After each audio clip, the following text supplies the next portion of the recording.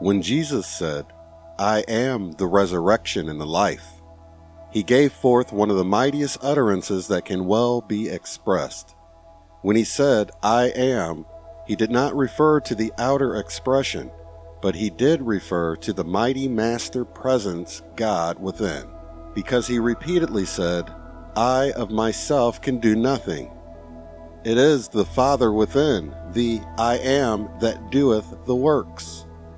Again Jesus said, "I am the way, the life, and the truth," giving recognition to the one and only power, God in action within him.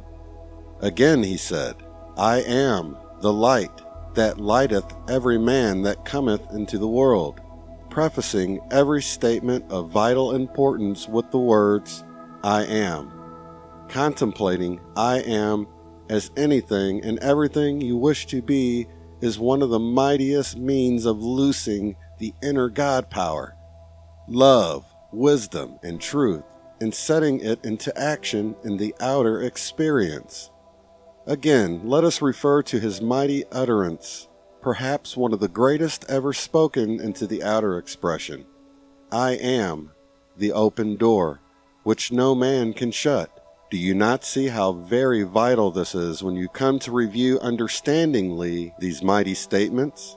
When you recognize and accept fully "I am" as the mighty presence of God in you, in action, you will have taken one of the greatest steps to liberation.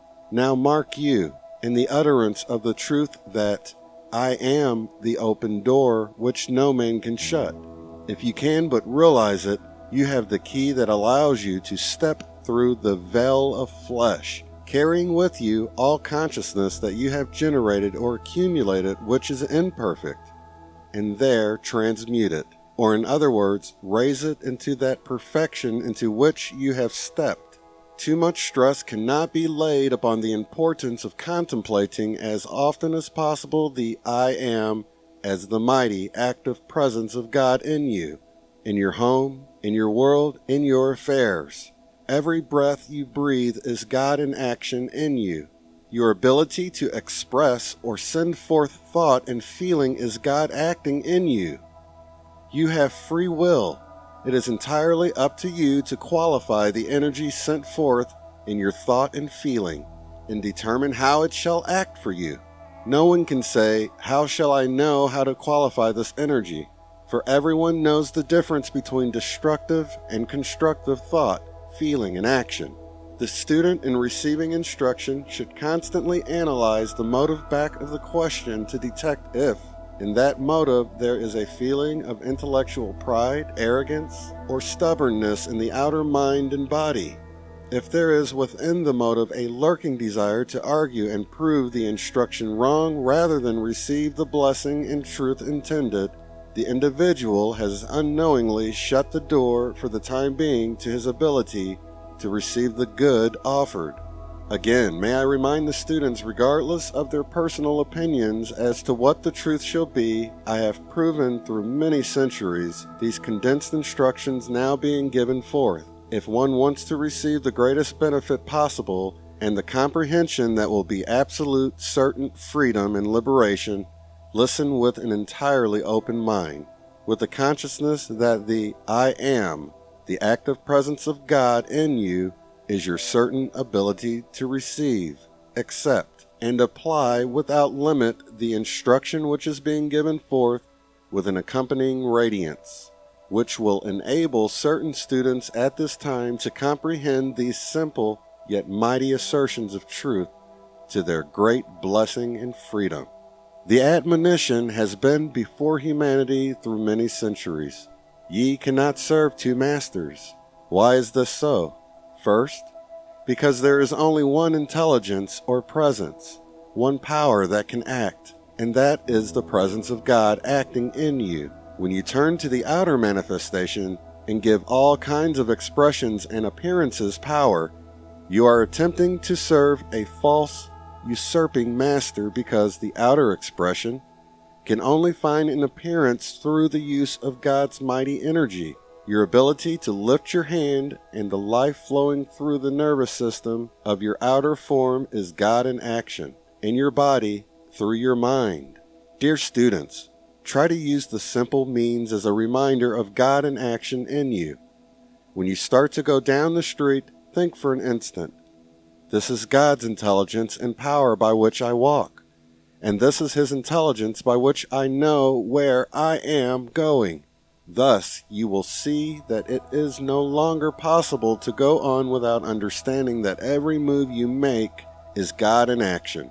Every thought in your mind is God's energy, which enables you to think. When you know this is a fact and there is no disputing it, why not adore, give full confidence to, trust in, have faith in, and accept this mighty presence of God in action in you, instead of looking to the outer expression which is clothed, qualified, and colored by the outer or human concept of things, regardless of the one mighty presence which enables the outer to express. All outer form and its attendant expression is but the experience life by which each individual may learn, through his own experiences, the true source of his being, and come again into the fullness of perfection through the self-conscious knowing thus attained. The outer experience of life is but a constant, changing, passing picture that the outer mind has created in its pretense, imagination, of being the real actor. Thus is the attention so constantly fixed upon the outer, which alone contains imperfection, that the children of God have forgotten their own divinity and must come back to it again. God is the giver, the receiver, and the gift, and is the sole owner of all the intelligence, substance, energy, and opulence there is in the universe. If the children of God would learn to give for the joy of giving, whether it be love, money, service, or whatever it may be, they would open the door to such vast opulence that it would be impossible to want for a single thing in the outer expression. The unfortunate thing in humanity, which has caused such rampant selfishness and unprecedented condemnation of each other, is the idea of claiming ownership to these wonderful blessings of God. For there is but one love acting, one intelligence, power, and substance, and that is God in every individual. The warning that should be placed before every student and individual is to guard against the desire of the outer self to claim power of its own. If in every act of the personality God were given full credit, transformations unbelievable could not help taking place in the one thus giving full credit and power where it belongs. There has rarely been a correct understanding of supply and demand. There is positively abundant supply omnipresent, but the demand for it must be made before the law of the universe permits it to come into the expression and use of the individual. The individual, having free will, must consciously, with full determination, make the demand, and it cannot fail to come forth into expression, no matter what it is, so long as the individual holds an unwavering determined consciousness. This simple statement used with sincere determination, I am the great opulence of God made visible in my use right now and continuously, will bring to the individual all he can possibly use. The limiting element so many students seem to be unaware of is that they start out declaring the truth, for instance, as in the above statement, but before many hours have passed over their heads, if they were to analyze themselves conscientiously, they would find in their feelings lurking doubt or fear, for both these are feelings. Naturally, this neutralizes to a large extent the constructive force that would quickly bring about the fulfillment of the desire or demand. Once a student can become fully aware that every right desire or wish is God in action, propelling his energy forth to full accomplishment, and is always self-sustained, he would become aware of the limitless love, power, and intelligence he has with which to accomplish any given purpose. With this simple understanding, the word failure would be completely wiped out from his world, and in a very short time from his consciousness, because he would see that he was wielding intelligence and power that could not fail. Thus, students and individuals come into their full dominion as God intends. It was never intended by the great, all-wise, all-loving Father that any of His children should want for a single thing, but because they allow their attention to become fixed on the outer appearance, which is like the changing sands of the desert, they have, knowingly or unknowingly, cut themselves off to a large degree from that great opulence and intelligence. This great opulence is their birthright, which everyone can have who will again turn to the I Am, the active principle of God forever within himself, as the only source of active life, intelligence, and opulence. All through the ages there have been certain standards of conduct necessary for the student who desires to reach beyond certain attainments. This is the conserving and governing of the life force through the sex. For an individual who has been using this energy without any thought of governing it to suddenly say, I will cease this, cut it off, as it were, without understanding the correct attitude of consciousness, would be simply suppressing a flow of energy which he has caused to flow in the wrong direction. Any student who wishes to govern this will find this simple statement the most efficient, if used understanding of any one particular thing that can be given. This will normally and naturally govern the flow of life energy and bring it back into its natural channels. It is the mighty statement of Jesus, I am the resurrection and the life. This statement will not only purify the thought, but is the most powerful, lifting, adjusting force that can be used for the correction of this greatest of barriers to the full height of spiritual attainment. Anyone who begins to feel the inner impulse to correct this condition and will use this statement earnestly and continuously will raise this marvelous current of energy to the highest center in the brain, as was originally intended. He will find his mind flooded with the most marvelous ideas, with the abundant, sustaining power and ability coming into expression and use for the blessing of all mankind. I ask any student to try this and watch the results in his own mind and body. Feel deeply this statement of Jesus, I am the resurrection and the life.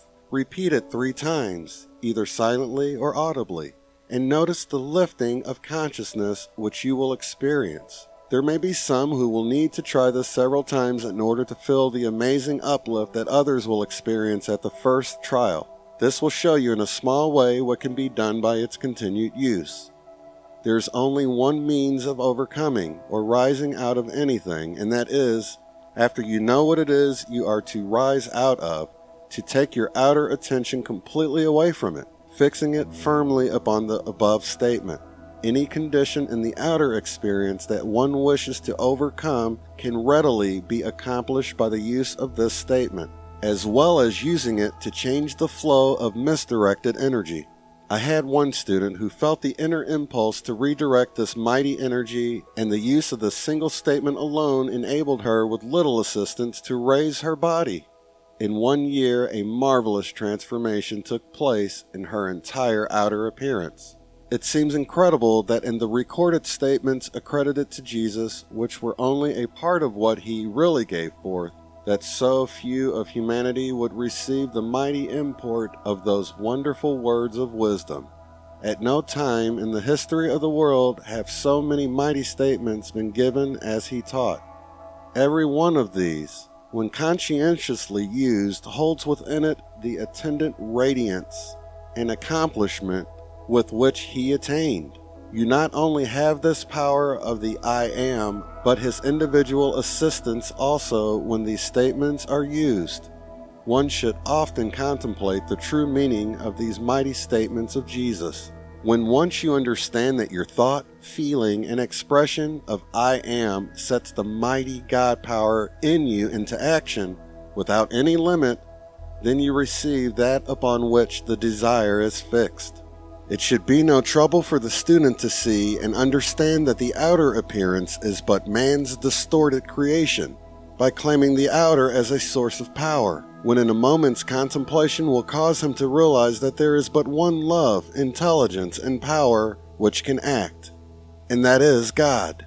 The human or outer defects or discrepancies have nothing to do with the omnipresent perfection of God, for anything imperfect is the creation of the outer concept of mankind. If man will turn to the mighty I Am within, knowing that God is all perfection and that all outer appearance is but man's creation through the misuse of God power, he will see at once that if he sincerely contemplates and accepts the perfection of God, he will cause to come into manifestation in his life and experience this same mighty perfection. There is no possible means of bringing this perfection into your mind, body, and outer experience except by knowing and accepting the mighty, active presence of God in you. Such full recognition will cause this inner power to propel this perfection of God into your outer visible experience. Say to students, I am putting forth as a messenger of this truth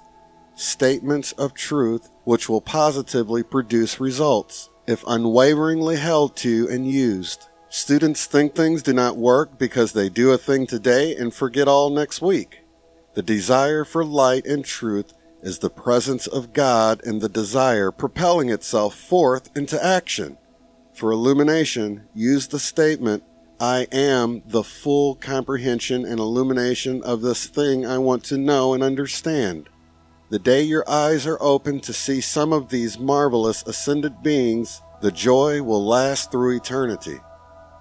If one does not take the attitude that I have the ability to do this, he never in the world can accomplish the thing he wishes to do.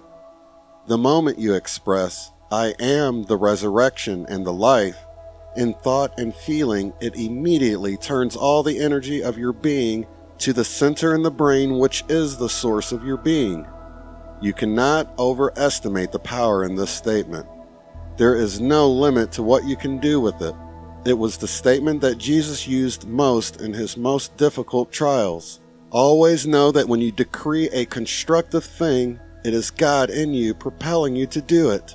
It is the most foolish question imaginable to ask. Have you proved this in your own experience? Each individual has to prove it for himself, or it will mean nothing to him. Nothing ever really means anything to anyone until he uses it. The feeling carries with it a certain coexistent sight. One often feels a thing with such clearness that he really sees it from the inner standpoint. As you enter the ascended state, thought, feeling, seeing, and color are almost simultaneously manifest. Harmonious sound is quiet. That is why ravishing music is the most quieting in its effect, while bombastic music is just the opposite.